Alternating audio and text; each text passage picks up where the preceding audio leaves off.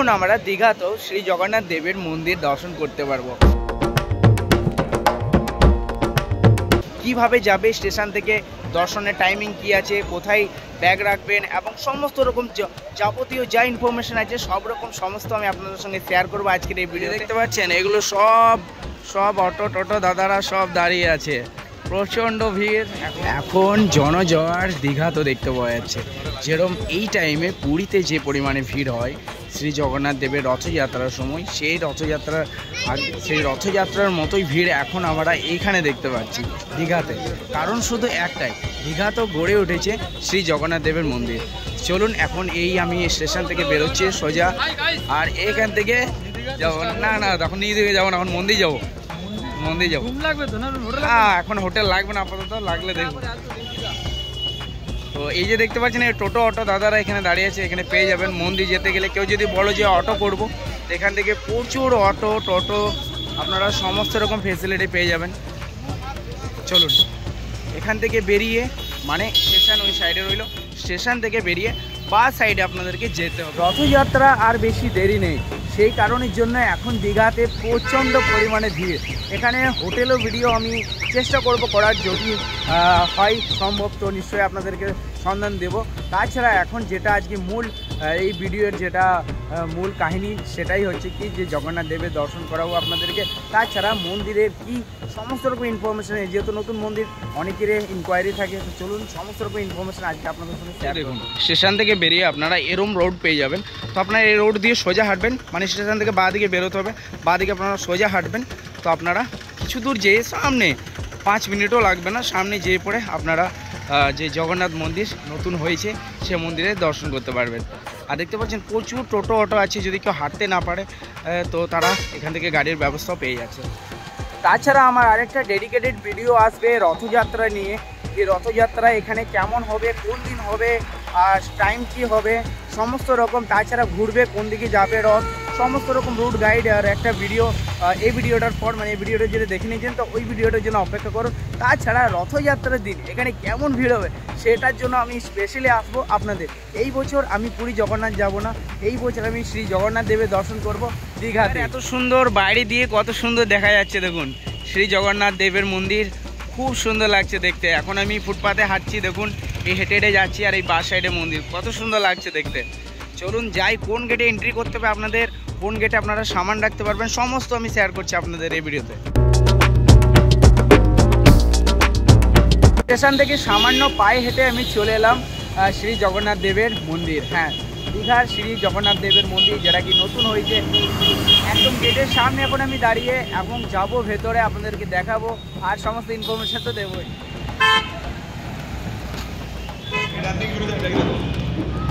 মন্দিরে প্রবেশ করার পর আপনাদেরকে ডান দিকে আসতে হবে। ডান দিকে এরকম একটা জায়গা দেখতে পাবেন আপনারা, এই জায়গাটাতে এসে পড়ে দেখতে পাচ্ছেন, আর এরকম কাউন্টার করা আছে। এখানে আপনাদেরকে ব্যাগ লাগেজ আপনারা যেটা নিয়ে আসেন তো এখানে দিয়ে দেবেন, এখানে জমা হয়ে যাবে, 0 কস্ট, কোনো টাকা লাগবে না, ফ্রি।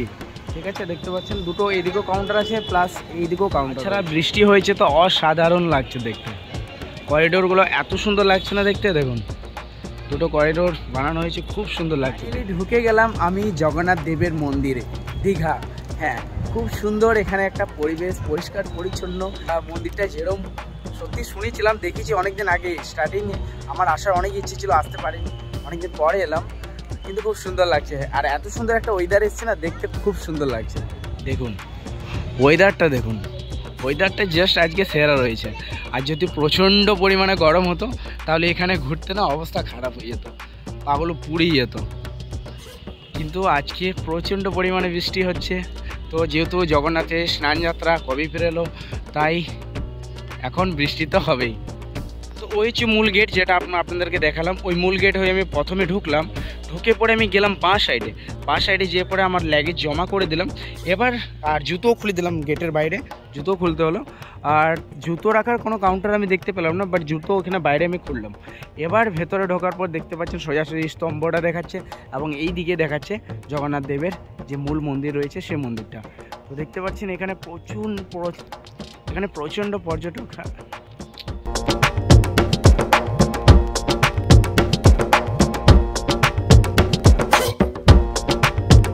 প্রচুর বড় একটা হিউজ জায়গা নিয়ে এই মন্দিরকে নির্মাণ করা হয়েছে। দেখতে পাচ্ছেন প্রচণ্ড বড় জায়গা, একটা হিউজ জায়গা, বড় পুরো খোলামেলা জায়গা। আমি যে রাত্রিবেলা কালকে বেরিয়েছি আমার এই ডিসিশনটা কিন্তু আমার মনে হয় যে আমি ভুল নিই, কারণ সিরিয়াসলি এই ওয়েদারে এই টাইমে আমাকে জগন্নাথ মন্দিরে আসা মানে সিরিয়াসলি আমার মন মুগ্ধ হয়ে গেল, কারণ আমি একা এসেছি।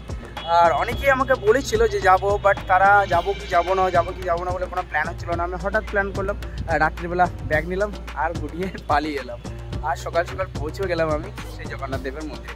কিছুক্ষণের মধ্যে মন্দির বন্ধ হয়ে যাবে, তাই আমি তাড়াতাড়ি দর্শন করে নেবো। ভেতরে মনে হয় ভিডিওগ্রাফি অ্যালাউ নেই ভেতরে, আমি তাই দেখাবো না, চেষ্টা করব কি না দেখানো, কারণ সব যদি ভিডিওতে দেখাই দেবো তাহলে তো আপনারা আসবেন না। আমি চাইবো যে আমাদের ওয়েস্ট বেঙ্গলের একটা এত বড় মন্দির, এত সুন্দর মন্দির, আপনারা আসুন, ঘুরে যান, পরিবেশটা দেখে যান। সবচেয়ে মেইন গল্প হলো পরিবেশটা। দীঘাতে আর শুধু সমুদ্রতে মাতুরি করলে হবে না, এবার এসে পরে জয় জগন্নাথ। এই হচ্ছে যজ্ঞ মণ্ডপটা, এখানে সে মহাযজ্ঞটা হয়েছিল যখন এই মন্দিরের প্রতিষ্ঠা হয়। দেখতে পাচ্ছেন সেই যজ্ঞ মণ্ডপ এখনও রয়েছে বর্তমানে, আর খুব সুন্দর লাগছে দেখতে। বারবার বলছি আজকের ওয়েদারটা এত সুন্দর না, যে প্রতিটা জায়গা দেখতে খুব সুন্দর। মন্দিরের গেটের সামনে সোজাসুজি দেখতে পাচ্ছেন এই হচ্ছে স্তম্ভটা, যেটা কি দেখতে খুব সুন্দর লাগছে। আর এই মন্দিরের বিশাল গেট দেখুন, বিশাল দরজা দেখুন, কাজ দেখুন মন্দিরের। এই হচ্ছে মন্দিরের কাজ। ফার্স্ট গেট ফেরি, এখন আমরা সেকেন্ড গেটে এন্টার করছি। দেখতে পাচ্ছেন মন্দিরের চারপাশে জল দিয়ে পড়ে ঘেরাও করা আছে, জলের পুরো কুণ্ড করা আছে, জলের কুণ্ড দেখতে পাচ্ছেন। এই সাইডেও রয়েছে প্লাস ওই সাইডেও রয়েছে।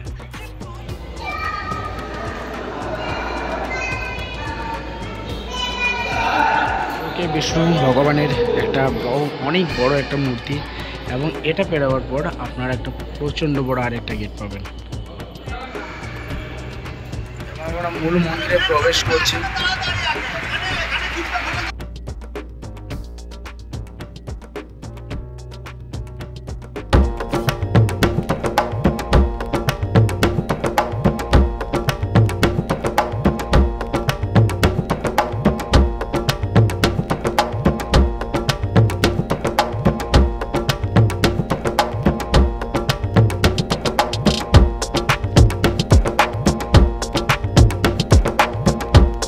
আমি ভাবছি যে মন্দিরের যে মূল মন্দিরের গেট সেটা বন্ধ কেন।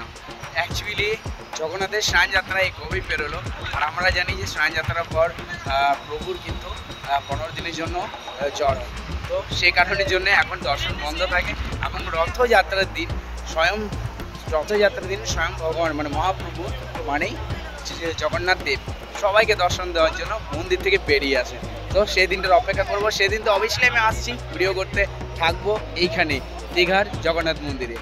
একটা খুব ভালো জিনিস আমার যেটা ভালো লাগলো এখানে, সেটা হচ্ছে এখানে ভিডিওগ্রাফি এবং ফটোগ্রাফির জন্য কোনো রেস্ট্রিকশন নেই, ঠিক আছে। আপনারা আনলিমিটেড ফটোগ্রাফ তুলতে পারবেন, আনলিমিটেড ভিডিও করতে পারবেন। হ্যাঁ, শুধু গর্ভগৃহের ভেতরে সেখানে কিন্তু কোনো ক্যামেরা অ্যালাউ নেই। তাছাড়া এরকম আপনারা বাইরে প্রচণ্ড পরিমাণে ফটো ক্লিক করুন, ভিডিও ক্লিক করুন, দেখতে পাচ্ছেন পুরো খোলামেলা জায়গা আর পুরো সাজানো গোছানো জায়গা।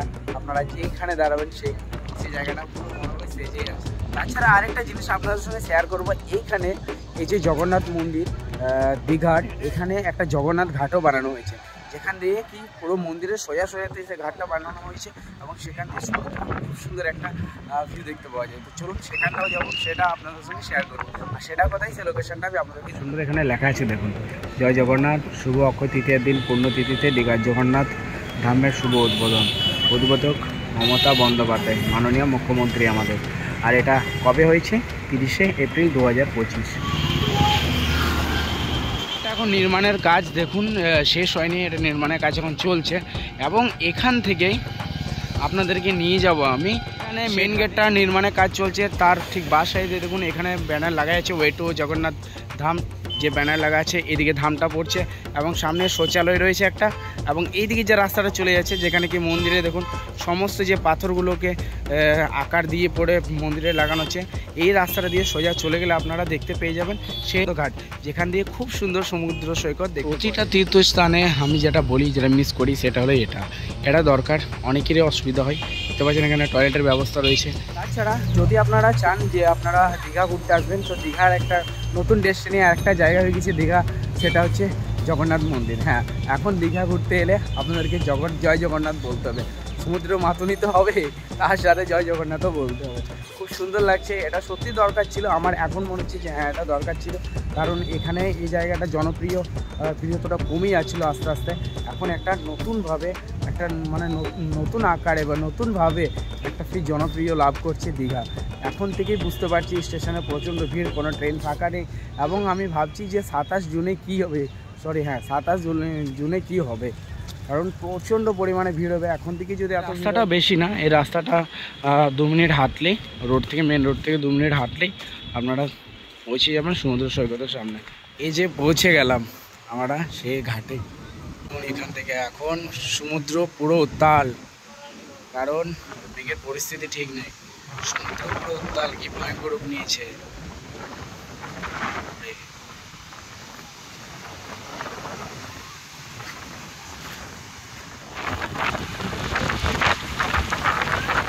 দেখতে পাচ্ছেন সমুদ্র